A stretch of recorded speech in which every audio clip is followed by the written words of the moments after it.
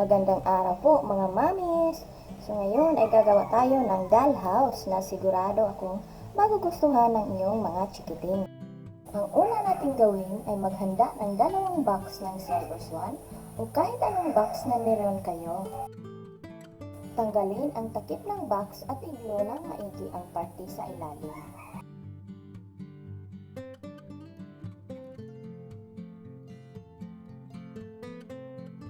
At pagdikitin ang 2 box at i-glue ng maigi.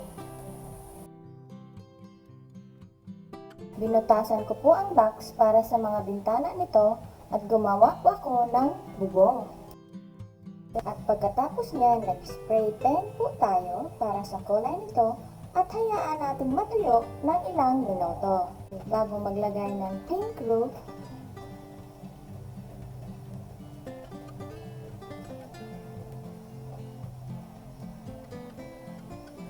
bridge cup,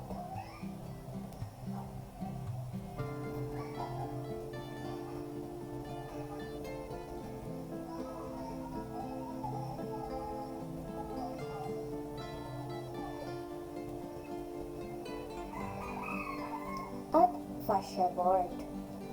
O, diba? Ang dali lang. Kailangan maghanap din tayo ng paraan paano pagandahin ang ating project.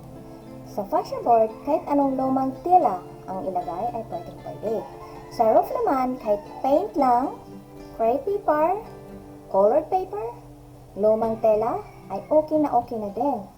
Pero dito sa akin, gumamit po ako ng pink tissue. Nilagyan ko ng baluster ang rooftop na kunyari hindi malaglag ang mga laruan. Tapos naglagay po ako ng tela bilang wallpaper.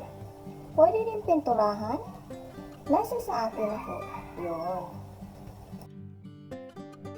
Kung may tira-tira po tayong lumang tela, ay okay na po yun. Hindi po kailangan gumastos para lang gumawa nito. At sigurado akong kahit walang kaartihan ang ating dollhouse, ay magugustuhan na ng ating mga chikiting. Ang craft na ito ay napaka-affordable. Ang box ay hiningi ko lang sa isang tindahan na malapit dito sa amin.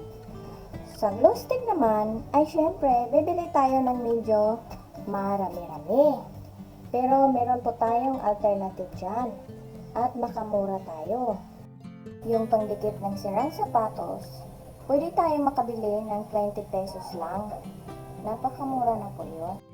Po ang ginagawa ko para pagandahin ang aking project, gumamit po ako ng lace para sa corner nito at sa bintana naman ay yung small size na ribbon. Ang labas na bintana naman ay nilagyan ko siya ng frame. Yung sa itaas ay kulay green at yellow yung sa ibaba.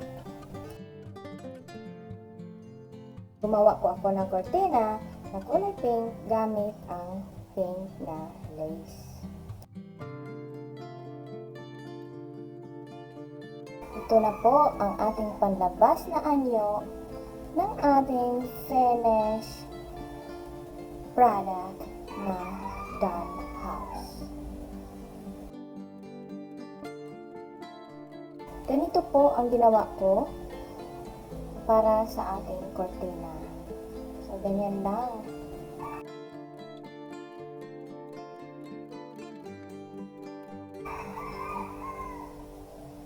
Ganyan po ang aking paggawa ng lace. So, napaka-easy po siya kasi sharing lang po ang ginagawa natin. Ngayon, ipapakita ko sa inyo ang loob ng ating dollhouse. So, ganyan po. Ayan yung kortina. Diba? Ang ganda tingnan, guys. Iglagay din po tayo ng floor mat, kunyari lang, galing sa lumang tela. Ito na po ang ating finished product at sana may natutunan kayo sa ating craft ngayon. Sa mga hindi pa nakapag-subscribe sa ating channel, mag-subscribe na po kayo for more craft videos from us. So, at i-click lang ang bell button para ma-notify kayo sa aming susunod na video. Salamat!